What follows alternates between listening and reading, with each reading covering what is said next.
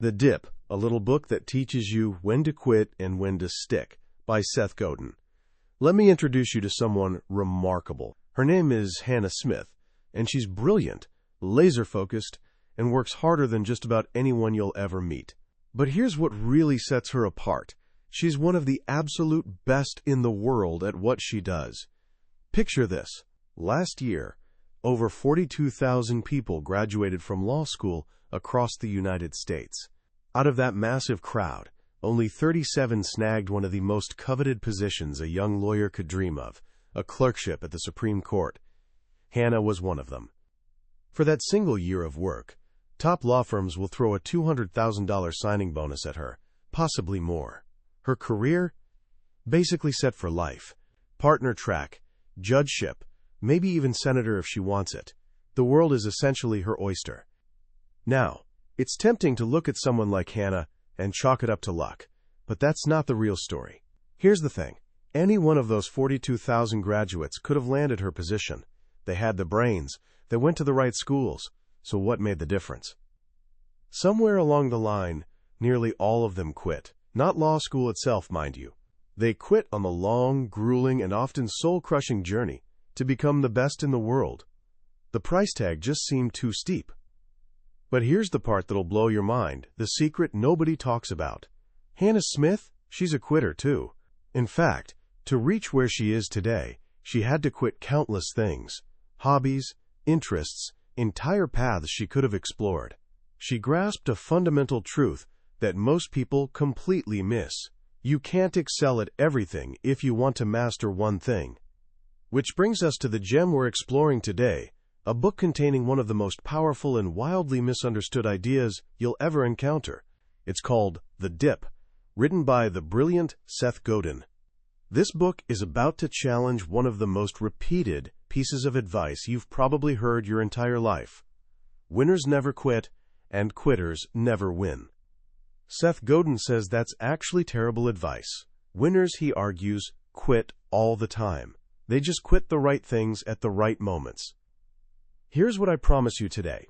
By the time we're done, you'll understand the crucial difference between quitting and failing. You'll have a brand new lens for examining every project, every goal, every challenge in your life. You'll know when to push through the pain and when to strategically walk away, freeing up your energy for what truly matters. This concept is a secret key, one that unlocks the door to becoming genuinely exceptional. So let's dive in. Have you ever started something new with incredible enthusiasm, maybe learning guitar, launching a workout routine, or diving into a new school project? At first, it's amazing. You're learning quickly, people are cheering you on, and you can actually see yourself progressing. It feels fantastic. And then, something shifts. The progress grinds to a crawl.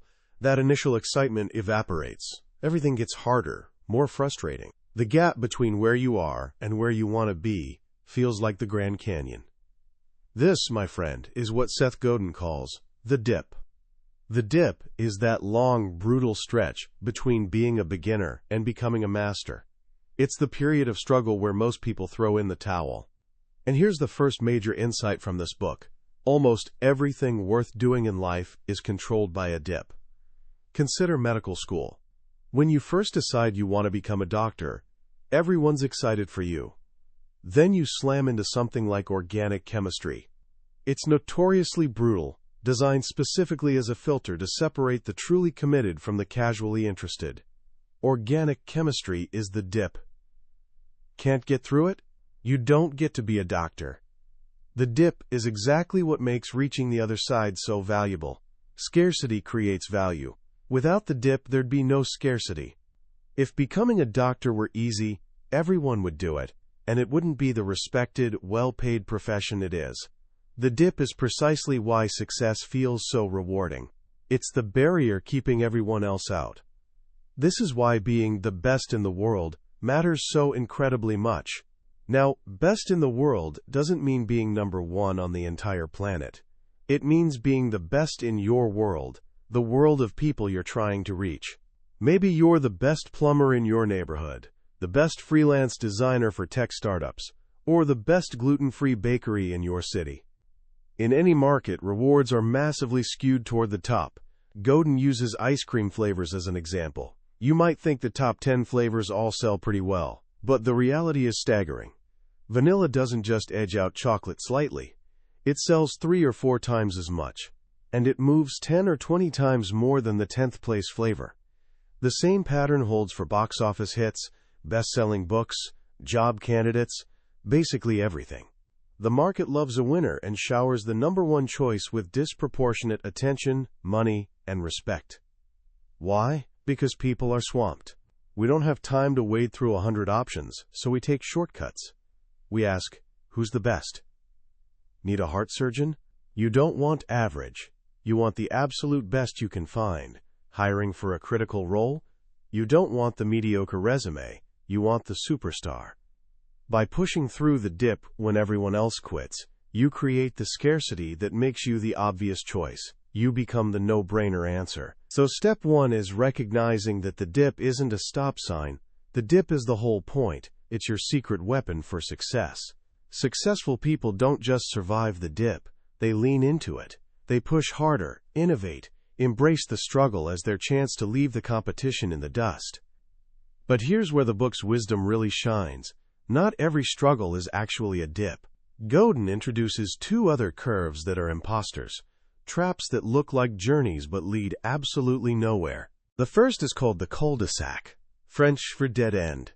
A cul-de-sac is a situation where you can work and work and work, but nothing really changes. It doesn't improve, doesn't worsen. It just exists. Think classic dead-end job. You're not learning, not growing, and there's no light at the tunnel's end. The most insidious thing about a cul-de-sac, it's comfortable. It doesn't hurt enough to force you out, but it's slowly draining your life, energy, and potential. The opportunity cost of staying in a cul-de-sac is astronomical. Every day you spend, there is a day you're not conquering a dip that could transform your life.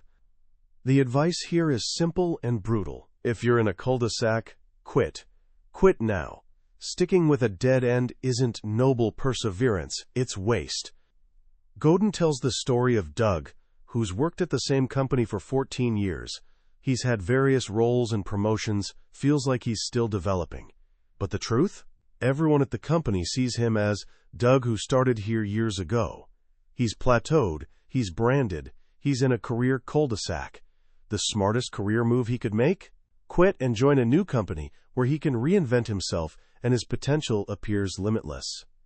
The second trap is called the cliff. This is where you can't quit until you fall off and everything collapses. The perfect example? Smoking. For a while, it feels good. The longer you do it, the more you crave it, and quitting gets harder every single day. But we all know where that path ends. A sudden, catastrophic drop at the finish. A cliff is designed to be nearly impossible to quit until it's too late. When you see a cliff approaching, the only smart move is jumping off the path long before you reach the edge. So you've got 3 paths in front of you in almost any endeavor. 1. The dip, a worthwhile struggle leading to being the best in the world. Strategy? Lean in and push through. 2. The cul-de-sac, a dead end where effort is wasted. Strategy? Quit immediately. 3. The cliff, a situation heading toward disaster. Strategy? Quit before you fall. The biggest mistake most people make? They do the exact opposite.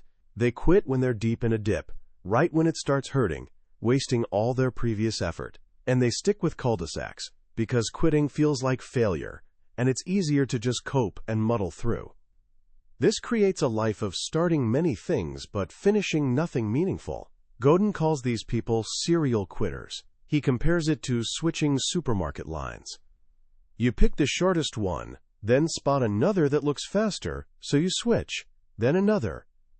Every switch puts you back at the end. You waste energy jumping around and never actually check out. An entrepreneur who bounces from one brilliant idea to the next, ditching each at the first obstacle, is just switching lines. They master starting but never experience the rewards of finishing. So how do you avoid this trap? How do you become a strategic quitter? First, reject the idea that being well-rounded is the goal. School taught you to be good at everything. If you got 2 A's, a B, and 3 C's, you were told to work on those C's. But in the real world, the market rewards the exceptional, not the average. Nobody seeks a well-rounded accountant who also golfs decently and sings pretty well. They want the best accountant, period. You have to be willing to be terrible at some things. In fact, you have to quit them to free up resources to be truly great at one thing. This is what Jack Welch did running General Electric. His famous rule, in any industry, GE had to be number 1 or 2, or they'd exit. He quit billion-dollar divisions that were profitable but ranked 4th in their market. Why? Because they were distractions, sucking up capital, attention, and energy that could help another division push through its dip and dominate. He quit the dead ends to win the races that mattered. The second key to strategic quitting is deciding to quit before you even start. Not in the heat of battle, not when you're panicking and overwhelmed with pain. An ultramarathon runner doesn't decide to quit at mile 40 when exhausted and hurting. He decides before the race begins. He tells himself, I'll only quit for a specific injury, like a broken bone. Pain, tiredness, cold, none of those count. You need to do the same for your projects. Before entering a dip, write down your quitting conditions. Ask yourself, how much time am I willing to invest? How much money? What does failure look like? What measurable progress do I need to see to know I'm on track? Define those terms when you're calm and rational, and you won't make terrible short-term decisions in the dip's depths. Quitting mid-dip is almost always a reaction to short-term pain, and short-term pain often impacts us way more than the promise of long-term gain. Nobody quits the Boston Marathon at mile 25. When the finish line's in sight, continuing is easy. Smart, persistent people can visualize that finish line at mile 20, when it's nowhere to be seen and all they feel is struggle. This brings us to 3 crucial questions before deciding to quit anything. Question 1. Am I panicking? If yes, you cannot make a good decision. Panic is temporary. Never quit out of panic. Wait until you're calm to reassess. You can always quit tomorrow. Question 2. Who am I trying to influence? Is it a single person like a boss, or an entire market like potential customers? Trying to influence one person is like scaling a wall. If you don't get over quickly, the wall just gets higher. That person might decide, and changing their mind becomes nearly impossible. In that case, quitting and finding someone new to influence might be smartest. But a market is different. A market is like a hill. Every progress step gets you higher, and it actually gets easier because people in markets talk to each other. With markets, persistence almost always pays off. Question 3. What measurable progress am I making? You have to be moving forward, even slightly. If you're standing still, you're in a cul-de-sac. And if you're not progressing, staying put isn't perseverance. It's just slow-motion failure. Progress doesn't have to mean a promotion or huge sale. It can be learning a new skill, getting a referral, or improving your craft. But there has to be forward momentum. Ultimately, the dip's message is that quitting isn't a moral failure. It's a strategic tool. Coping with mediocrity is a lousy alternative to quitting. Coping just wastes energy and ensures you'll never be exceptional. Quitting, on the other hand, frees you up to excel at something else. Average is for losers. That sounds harsh, but it's a necessary truth. Average feels safe, but it's actually the most dangerous place to be, because average is invisible.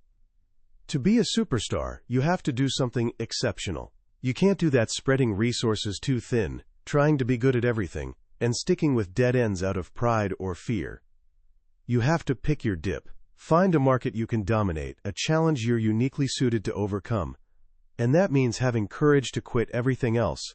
Quit projects going nowhere. Quit tactics that aren't working. Quit the dead-end job.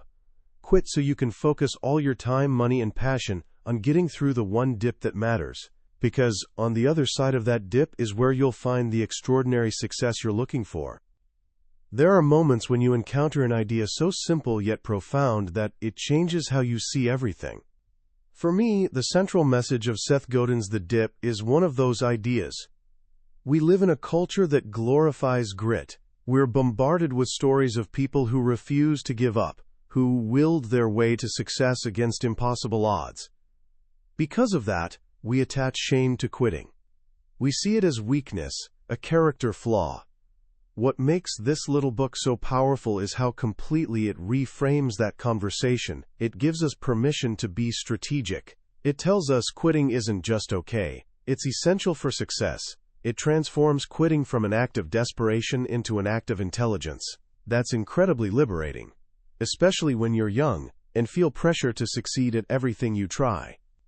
The most powerful lesson for me is distinguishing between the dip and the cul-de-sac. We all know what struggle feels like. The hard part is knowing if that struggle is productive, leading somewhere great, or just pointless grinding. The cul-de-sac image, a dead-end street that looks like a real road, is perfect. It feels like movement, but you're just circling. How many people do we know stuck in career cul-de-sacs, staying in jobs not because they're going somewhere, but because it's comfortable, and quitting seems harder than the quiet misery of staying? This book is a wake-up call to them, and to all of us. So how can you apply these ideas right now? I have 3 simple actions for you. First, conduct a quit audit. Grab paper or open your phone's notes. List your major projects, goals, and commitments right now. Could be a class, a sport, a skill you're learning, even a part-time job. Next to each one, write one of 3 words: dip, cul-de-sac, or cliff. Be brutally honest. Is this a difficult but worthwhile journey that could make you the best in your world? That's a dip. Is this something that's just there? Not improving, not worsening, just consuming your time? That's a cul-de-sac. Is this path fun now but heading toward a predictable, negative outcome? That's a cliff. This simple exercise will give you stunning clarity on where your energy's really going. Second, for the one thing you identified as your most important dip, define your quitting conditions. As the book says, decide now, before you're drowning in pain. Write down specifically what would have to happen for you to quit. A certain amount of time with no results? Failing to meet a specific, measurable goal. By writing it now, you're creating a contract with your future self, protecting them from emotional, short-sighted decisions. And third, redefine your world. It's intimidating thinking about being the best in the world, but you get to pick the world.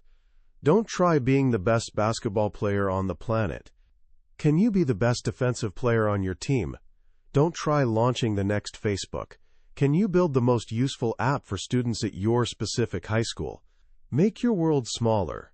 Pick a pond where you can be the big fish. By narrowing focus, you make becoming the best not just possible but probable. The ultimate message here is about focus and courage. The courage to quit things holding you back so you can focus your incredible potential on the one thing that can propel you forward. Your time and energy are the most valuable assets you'll ever have. Don't squander them on mediocrity. Find a dip worth your effort and go make something happen. We've walked through the dip's core ideas today, but a map is never the same as the journey. A summary can show you the path, but real insights come when you walk it yourself. This book is short, simple, readable in an afternoon, but its lessons can stick with you for life. If any ideas we discussed today resonated with you, sparked a question, or made you rethink a challenge in your own life, I encourage you to grab a copy. Reading it isn't just about learning. It's an experience that can genuinely change how you approach your goals and future. You can find a link to the book in the description below. Also, if you found this conversation valuable, please hit that like button and subscribe to the channel. It lets me know this is helpful and ensures you won't miss our next journey into another life-changing book from the Billionaire's Bookshelf. Let's keep learning and growing together.